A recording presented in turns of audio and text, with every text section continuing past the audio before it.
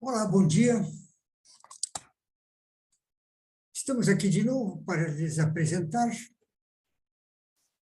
o módulo 5 do curso de reciclagem para operadores de caldeira.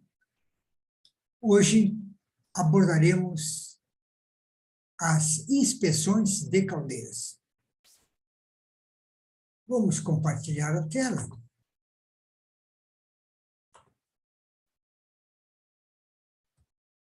Compartilhando. Vamos chamar o PowerPoint.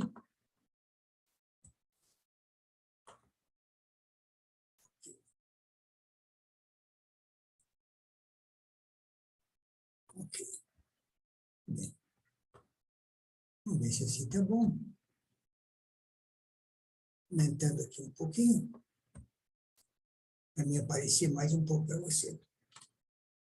Bom, então, a inspeção de caldeiras é um assunto que eu entendo como muito relevante, porque nós temos no mercado hoje dois tipos de inspetores de caldeiras. Aquele que faz, e aquele que realmente faz. Então, nós vamos colocar a nossa experiência como inspetor de caldeiras e como nós fazemos as inspeções de caldeiras.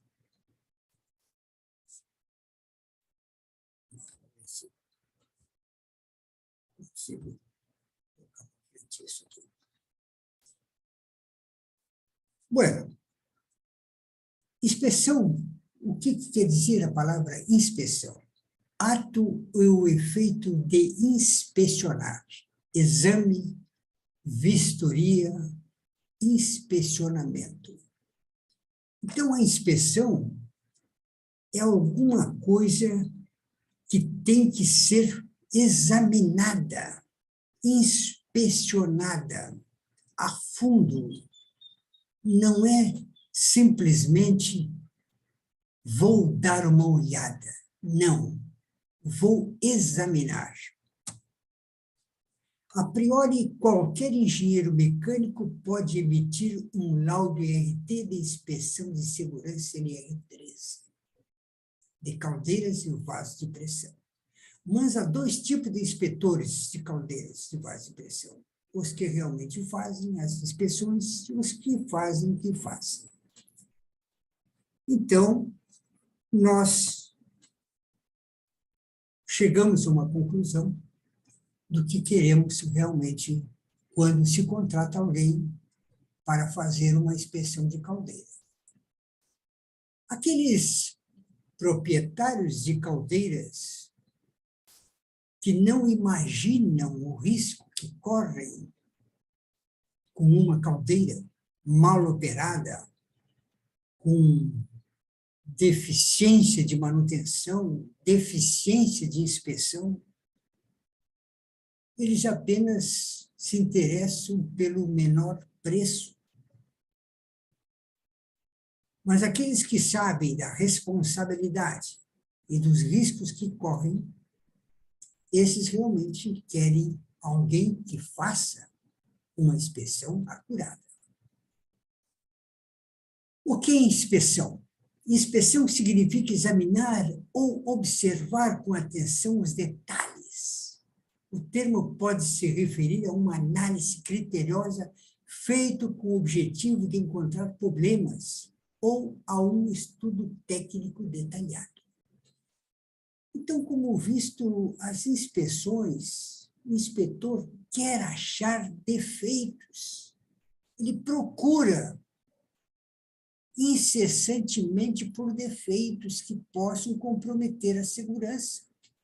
Mas, na verdade, ele está desejoso de não os encontrar, mas ele procura. Quando aprendi como não se faz uma inspeção de caldeira, vou lhe contar essa história. Em 1983, do século passado, evidentemente, eu Troquei de emprego, saí de uma metalúrgica e fui trabalhar num frigorífico que abatia aves. E lá tinham 2 caldeiras. E quando chegou o mês de setembro, as 2 caldeiras estavam vencendo as inspeções. Na época, quem controlava as inspeções de caldeiras do Rio Grande do Sul era o IDERGS. Eu liguei para o IDERGS, eu não era inspetor na época, liguei e pedi para que me recomendassem 3 inspetores para que eu pudesse fazer uma buscada de preço. Me deram um telefone de 3 inspetores de Porto Alegre. Montenegro fica pertinho de Porto Alegre, menos de 70 quilômetros. E aquele que cobrou mais barato a inspeção, eu contratei. E ele asseverou que no sábado, às 9 horas da manhã, estaria chegando no frigorífico. E eu lhe disse que as caldeiras, nesse horário, estariam trabalhando, porque havia matança de aves à parte da manhã. Ele me respondeu que não haveria menor empecilho para ele fazer a inspeção de caldeiras. Ok. No sábado, às 9 horas, eu estava no interior da fábrica, quando me chamaram que está lá na portaria o inspetor de caldeira. Um senhor muito simpático, obeso, devendo ter por volta de 60 anos, se apresentou a mim e eu a ele e fomos até a casa de caldeira.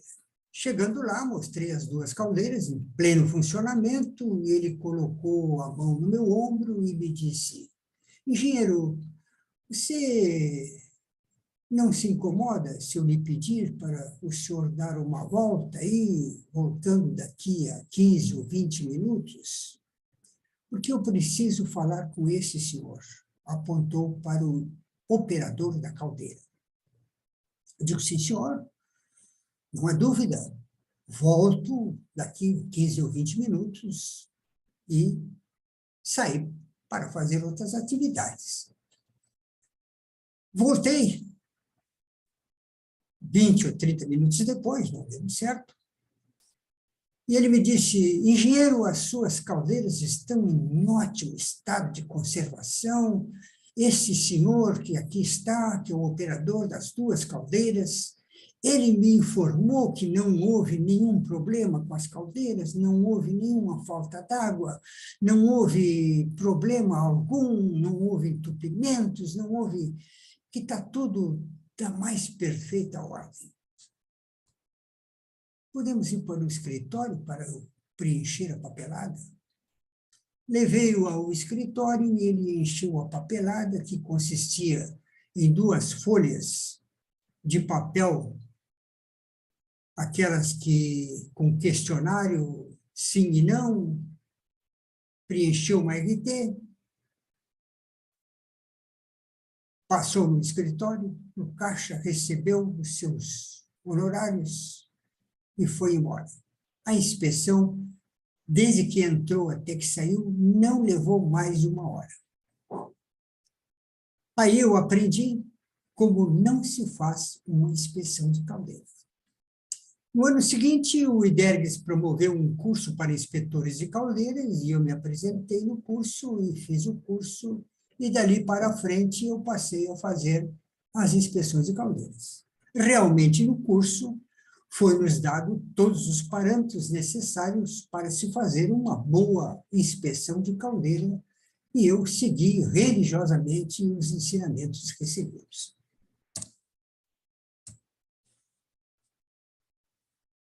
Vamos ver os materiais, instrumentos necessários para uma inspeção de caldeiras. Bomba manual para testes hidrostáticos.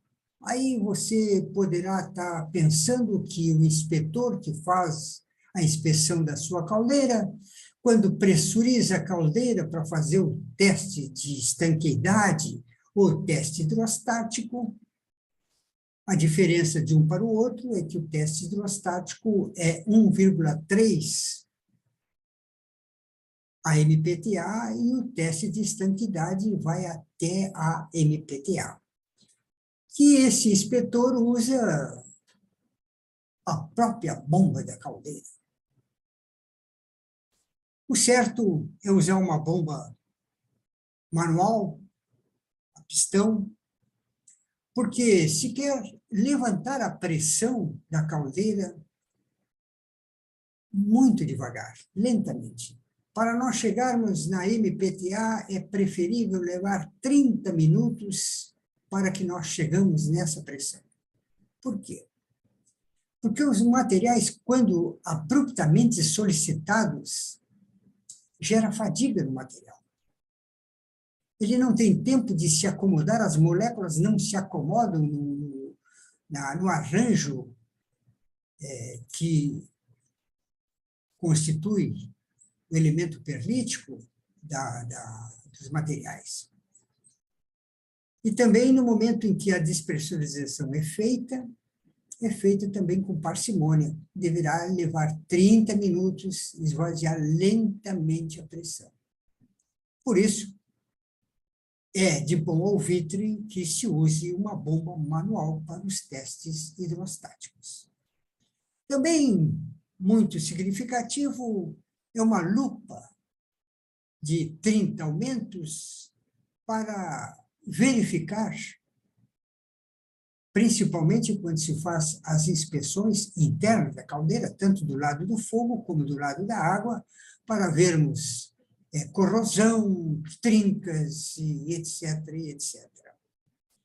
Uma esmerilhadeira para nós fazermos a limpeza na tubulação, e veja bem, não deve-se usar o disco de corte, nem deve-se usar o disco abrasivo. Nós devemos utilizar apenas uma escova rotativa, de aço, evidentemente, para fazer a limpeza.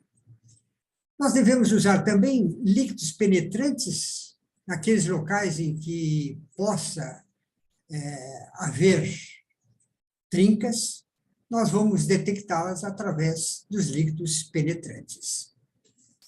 Martelo picador, para nós fazermos a obstrução de possíveis alvéolos ou pitchings. Um raspador, para raspar as incrustações. Uma escova de aço, para fazer uma limpeza mais manual. E um medidor de espessura, necessário para nós detectarmos os desgastes que pode haver nos espelhos, tubos, etc., e casco, inclusive. Lanterna, para iluminação focalizada. Câmera fotográfica, para registrarmos as nossas observações, e uma extensão elétrica, de preferência com transformador para 12 volts. Aliás, não é de preferência, que pode ser usado também uma bateria de 12 volts, mas é necessário que essa corrente seja de 12 volts. Okay? Respirador, evidentemente, quando se está fazendo as raspagens da parte interna da fornalha, né, existe o desprendimento de fuligens, né, e cinzas, e etc. Então, o inspetor tem que estar com a sua respiração protegida. Também, quando faz o uso da esmerilhadeira, ele deverá usar o protetor auricular. Uma câmera fotográfica que vai registrar, nós já falamos, o medidor de espessura são peças muito importantes dentro desse nosso trabalho. Mas como ocorrem as inspeções? Chegada do inspetor na empresa. O inspetor chega na empresa no horário aplazado. Normalmente, ele entra com o seu carro na portaria, vai com o seu carro até a Casa de Caldeiras, e lá ele deverá encontrar os operadores de caldeira. No mínimo, a norma diz que um deverá estar presente durante a inspeção, preferencialmente que todos estejam presentes. Tanto é que, normalmente, se faz as inspeções de caldeiras aos domingos ou sábado. Tá? Então, é preferível que todos estejam presentes. Aí o inspetor, se não é conhecido pelos operadores, ele se apresenta e faz a reunião prévia. O inspetor deve falar com os operadores antes da inspeção, perguntando, por exemplo, se houve alguma anomalia durante a última campanha, se houve algum episódio de falta de água, de alimentação, se foram feitas alguma manutenção com soldagem nas partes de supressão, por exemplo, entre outras perguntas que podem ser feitas. Exame dos documentos da caldeira. Logo em seguida, após a reunião, o inspetor passa a fazer o exame do prontuário da caldeira e o exame do livro de registro para manutenção da caldeira. O prontuário é onde ele vai encontrar o relatório da última inspeção, e nesse relatório existem recomendações, e essas recomendações o inspetor vai verificar se foram atendidas. Se não foram atendidas, ele vai chamar a atenção no seu relatório, ou no relatório, se for dele ou anterior, no relatório dessa inspeção, que as observações e os pedidos de correção feitos no relatório anterior não foram atendidos. Por quê? Porque o inspetor deve chamar a atenção para que não haja negligência quanto ao atendimento das suas recomendações. Depois ele passa a examinar o livro de registro, onde os operadores registraram tudo aquilo que aconteceu fora do normal na caldeira. E, às vezes, nada ocorreu, está limpo, mas sempre é bom que tudo aquilo que foi feito de manutenção, principalmente, seja registrado nesse livro próprio para essa finalidade. Então, no exame do prontuário, verificar se o mesmo está completo e atualizado. Verificação se a data da realização da inspeção já não foi ultrapassada. Verificar se as recomendações técnicas prescritas na última inspeção foram atendidas. Aí ele vai verificar o exame do registro, que nós já falamos. Vamos lhe apresentar o meu método de trabalho. Cada inspetor tem o seu método de trabalho. Isso é que nem uma digital. Nenhum inspetor faz uma inspeção igual. Cada um apresenta uma particularidade no seu modo de fazer a sua inspeção. Eu, por exemplo, antes de abrir os porta-lós da caldeira e tirar a água, eu verifico se as juntas estão disponíveis.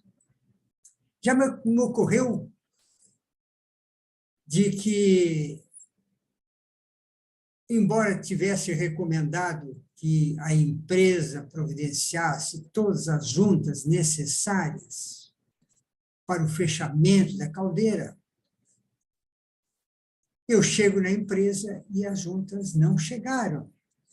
Foram compradas, mas demorou para vir, e não sei o que mais, e não estavam disponíveis.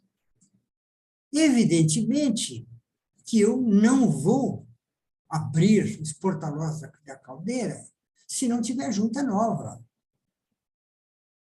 Porque eu sei que as juntas que tiveram trabalhando por um ano sob pressão e temperatura alta, elas perderam a elasticidade, elas estão rígidas e não vão vedar. Vai dar problema depois na hora da operação. Vai dar vazamento, vão apertar, não vão conseguir vedar e fica vazando a caldeira. Então, é preferível não fazer a inspeção naquele dia, marcar para outro. que tenha disponível as juntas. As juntas é extremamente importante. Assim como também é muito importante a limpeza que se faz no local onde estavam as juntas velhas. Sempre fica sujeira acumulada ali. E se não for bem limpo, bem escovado, e ficar algum detrito, não vai vedar. Aí nós passamos a fazer o exame interno do lado dos gases. O primeiro exame deve ser realizado com a caldeira suja, ou seja, sem permitir que os tubos de fumaça sejam varetados e que a câmara de combustão seja limpa, para verificar o acúmulo de fuligem nos tubos de passe. E vejam bem, nós podemos verificar, eu vou dar mais um pouco, aqui, ó. Eu estou falando de verificação do estado desses tubos de passe, porque é facilmente você encontra caldeiras com esses tubos completamente obstruídos, como estão nas fotos. E isso é um sinal de que a época da limpeza, que pode ser de 15 em 15 dias, de 30 em 30 dias, depende dessa observação. Ok? Vamos voltar lá onde nós estamos.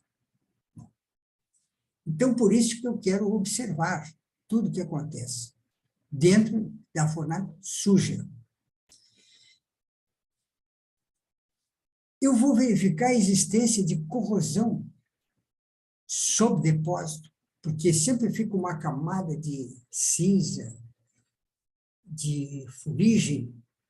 Então, eu tenho que fazer uma limpeza nos tubos aquatubulares da fornalha, principalmente esses, para verificar se não tem corrosão sob depósito.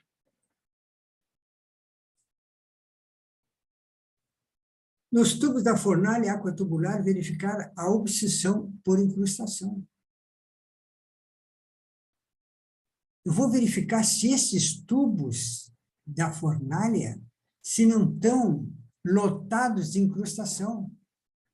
Como é que eu vou fazer isso? Um martelinho. Eu vou bater, fazer uma percussão nele, e depende do barulho, tá, que ele emitir, eu constato se ele tem alguma obstrução ou se está formando incrustação, porque eu bato, a caldeira está vazia. Eu bato num tubo superior que eu tenho certeza que está limpo e ele me dá um som. Eu bato embaixo, ele me dá um som oco, é sinal que ele está com obstrução, está com incrustação.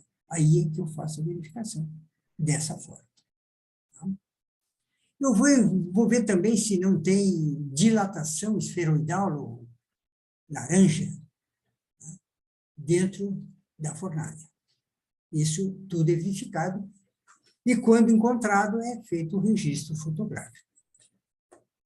Verificar se foi consumido lenha úmida, verde, se foi queimado lixo, plásticos e outros. Isso é uma observação muito fácil de fazer.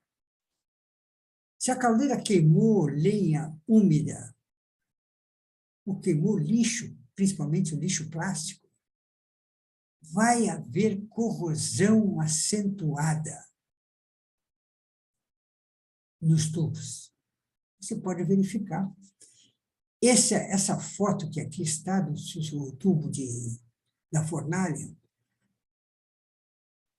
completamente, olha ali, ó, a corrosão ali, corrosão, ó, corrosão. Isso aqui, vejam bem, eu tive que limpar isso aqui, né? Porque ele estava sujo, estava uma camada de fuligem aí em cima. Limpei e aparece agora E eu constatei que esse tipo de corrosão aí é por umidade e queima de plástico, que é uma corrosão severa que fatalmente vai levar à perda dessa tubulação. Consequência da queima de lixo, retenção maior de cinzas, porque quando você queima o lixo vem com plástico, com umidade, e aquilo retém, né, as cinzas junto ao tubo. Formação de camada isolante, forma uma camada isolante não deixando o calor radiante da fornalha passar com a mesma facilidade para a água que está dentro do tubo. Surgimento da corrosão, que nós já falamos. E aqui está uma caldeira, antes de ser limpa, a fornalha, e constatada a queima de lixo. Interessante que quando eu falei com o gerente e disse para ele que ele estava queimando lixo, ele achou que o operador de caldeira é que eu tinha denunciado, mas não foi isso aí, não. Eu constatei, mostrei para ele que da constatação como ele estava destruindo a caldeira dele, queimando lixo. Por que é importante o exame da parte interna do lado do fogo? A queima de plástico libera gases tóxicos na atmosfera, com dioxinas, furanos, mercúrio, bifenilos, policloradados, mais conhecido pela sigla PCB. Essas dioxinas são poluentes orgânicos persistentes e potencialmente letais, que podem causar câncer, prejudicar a tireoide e o sistema respiratório das pessoas. Isso tudo é enviado para a atmosfera. Por isso é que não devemos queimar lixo em caldeira, principalmente. Consequência da queima de lixo nós já vimos, aqui tá, e aqui voltamos à obstrução dos tubos de passe da caldeira. Com isso aí, nós interrogamos agora os operadores, constatando que houve entupimento dos tubos, qual é o período em que eles fazem essa limpeza. Então, às vezes, 3 meses, não, tem que baixar para 1 mês.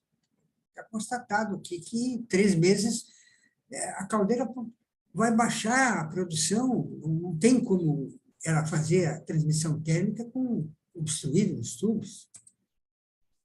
A limpeza dos tubos de caldeira, por que são tão importantes? Ocorre que a fuligem e outros resíduos costumam ser uma consequência dessa queima de combustível.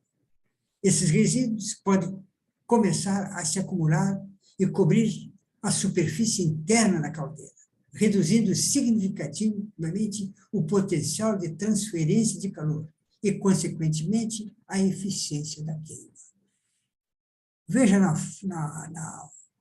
imagem ali do lado, né, a chaminé, o queima de plástico e lenha úmida, verde, tá? A chaminé coberta de fuligem, né?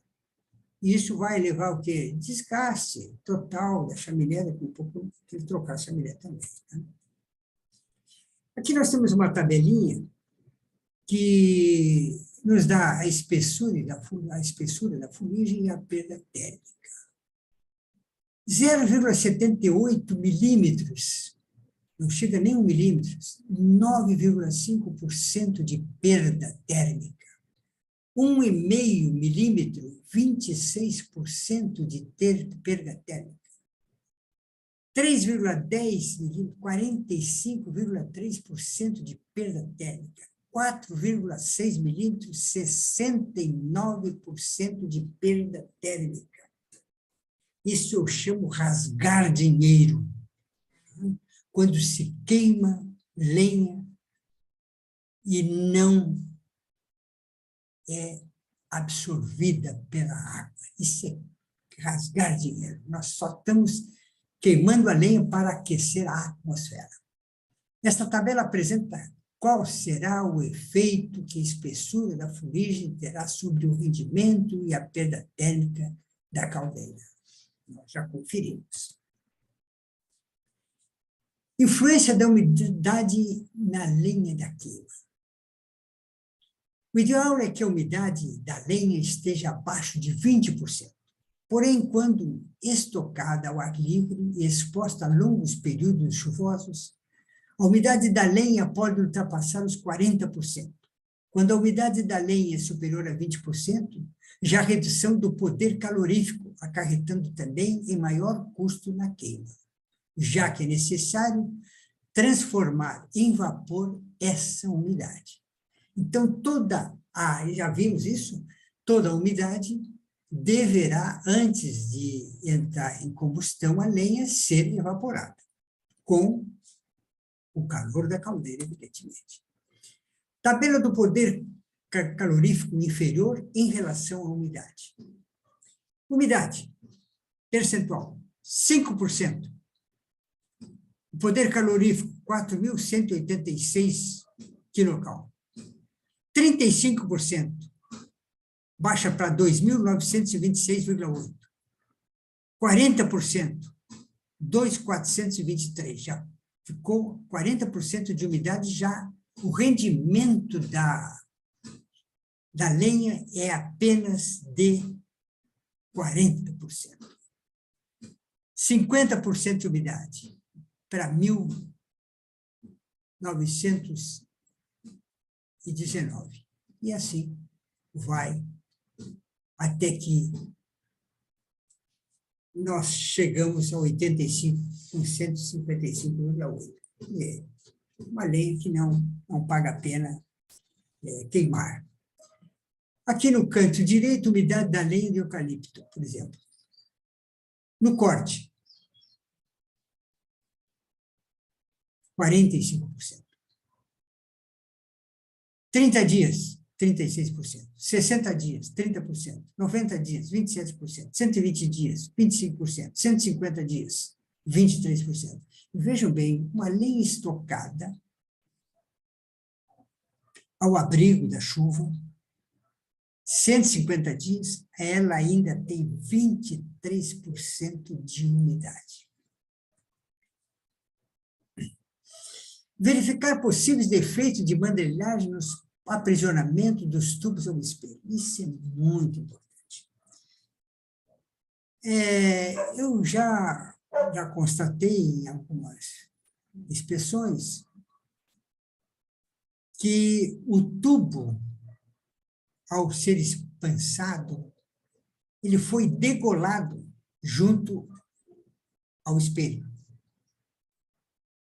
Então, apertaram tanto que vazou e o cara vai lá e aperta mais. Vazou, o cara vai lá e aperta.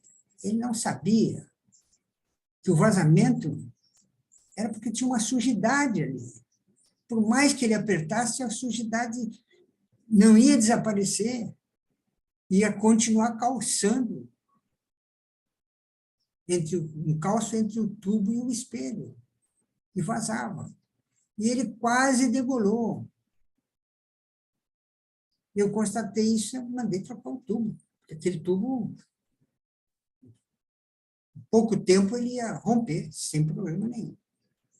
Então, é muito importante o inspetor verificar, né, tubos com pescoço muito grande fora do espelho, outros muito curto. Quer dizer, cortaram mal o tubo, vão aproveitar. Não, se cortou mal, emenda, faz qualquer negócio, mas o tubo tem que ser todos alinhados iguais. Então, é muito importante o inspetor verificar essa parte do espaçamento dos tubos junto ao espelho. Okay? Verificar possíveis emperamentos dos tubos de passe. Como é que nós vamos verificar se esses tubos de passe que vocês estão vendo aí estão emperados ou não? O inspetor para dentro da fornalha, no espelho dianteiro, e lá no espelho traseiro alguém coloca uma lanterna. e ele olha daqui e verifica como é que está o tubo por dentro, se ele está empenado ou não. Ele também pode usar água, colocando água no tubo, e ele vai ver. Né? Se a água empoçar, o tubo está empenado. Né? Se não empoçar, ok, está livre. Né? Então, isso é uma verificação que é conveniente sempre fazer essa verificação, porque se os tubos empenaram é porque houve um superaquecimento, ok? Senão eles não empenam. Tá? Mas, quando há um superaquecimento, que é uma dilatação dos materiais, como eles estão presos nos espelhos, eles flambam. Tá? E, às vezes, tem situações em que eles até se alojam um em cima do outro. Tá? E isso aí vai causar problema. Vai haver uma ruptura desses tubos com o passar do tempo. Verificar se os tubos aquatubular da fornalha estão ocluídos ou com camada de incrustação. Como eu já falei, um martelinho vai se batendo neles e, no momento que constata que eles estão ocluídos completamente, há necessidade de se fazer um corte nesses tubos, né? E fazer uma reposição dessa parte, limpando cada tubo. Isso é um trabalho longo, pode fazer 2, 3 tubos cada final de semana, mas se consegue fazer isso aí. Então, corta o tubo fora e, claro que tem que tirar o revestimento para poder soldar a toda a volta, né? E aí se substitui uma pequena parte, aí de uns 20, 30 centímetros, né? Para que dê para colocar uma mangueira, né? Um limpador ali, uma escova, né? Escova rotativa, para fazer a oclusão, a limpeza, e depois solda, né? Aquele toco de tubo ali, tubo novo, evidentemente, não vai usar aquele que retirou, né? Só não esqueça de uma coisa, não se corta tubo com maçarico, se corta o tubo com um abrasivo, ok? Tá? E se não tiver outra maneira, tiver que cortar com o oxicorte, você depois tem que desbastar aquela parte onde houve o corte, porque aquela parte fragilizou. Você tem que tirar 1 centímetro, mais ou menos, desbastando. Ok? Líquidos penetrantes nos espelhos para verificar possíveis trincas nas soldas. Então, há que fazer uma limpeza muito boa nos espelhos e aplicar líquidos penetrantes. E eu vou confessar para vocês que já verifiquei muita trinca em espelho fazendo líquidos penetrantes. Líquidos penetrantes na solda das buchas de fogo também. Então, a bucha de fogo, somente essas caldeiras que são a óleo, que foram transformadas para lenha, tem que fazer, porque às vezes trinca isso aí. Tá? E se uma trinca dessa abrir, evidentemente que vai entrar uma grande quantidade de condensado para dentro e vai dar uma explosão, tá? Porque aquele condensado vai cair numa zona quente, né, onde há fogo e alta temperatura, e vai haver uma expansão repentina daquele condensado aí, e vai explodir a fornalha. Né? Medição de espessura por ultrassom, nos espelhos, no casco, né, para verificar se há algum desgaste, etc. Tá? Exame dos periféricos, exame dos eletrodos de níveis. Você está vendo aqui nas fotos, eletrodo de aço inox, que está completamente corroído. E, diminuindo o seu tamanho, ele não vai atender. Se, por exemplo, é um que chama a bomba, ou desliga a bomba, ou ele não vai desligar a bomba, não vai chamar a bomba, então vai dar problema de parada, né? Porque isso aí, essa corrosão é severa, e acontece, né? Aqui nós temos os eletrodos livres, que devem ser inspecionados, limpos, né? Nunca esquecer que tem que, antes de desligar, tem que numerar para que não haja confusão depois de recolocar em funcionamento, né, a parte elétrica, né? Tem que estar, como estão os papeizinhos ali, está tudo indicando qual eletrodo corresponde àquela fiação. Tá? Isso para não haver a troca, né? Aquele que chama a bomba, está desligando a bomba, o alarme, etc, etc. Exame das válvulas de segurança.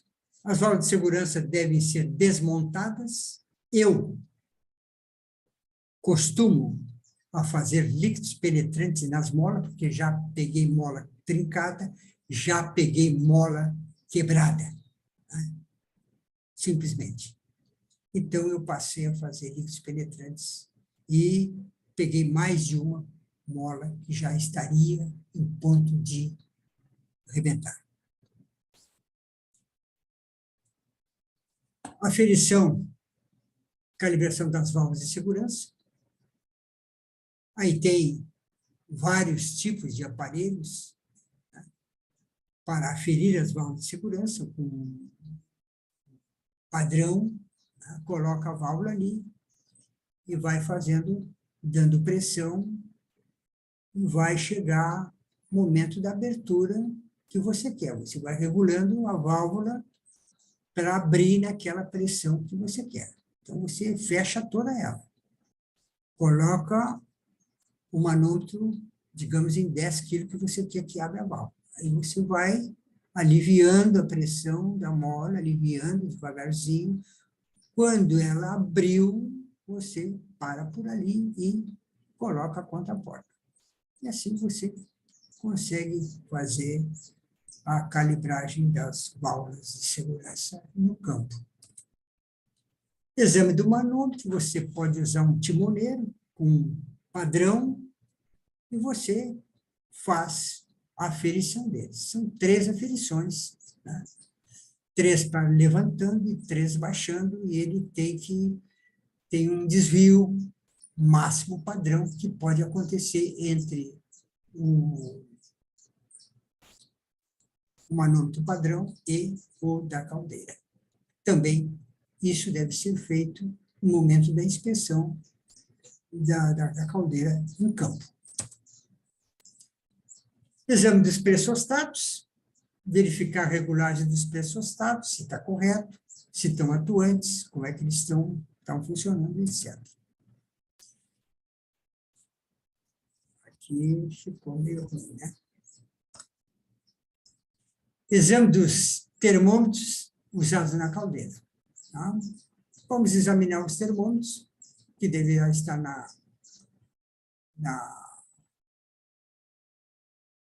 na saída dos gases quentes da caldeira. Tá?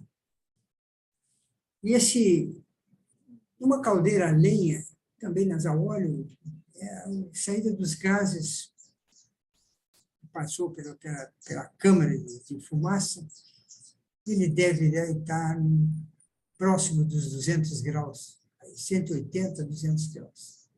Eu peguei caldeiras com 240, mas com um probleminha acontecendo.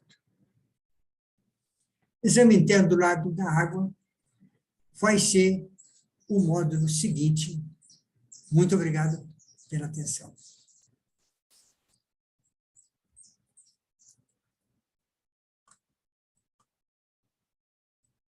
Fecha aqui. Interrompendo.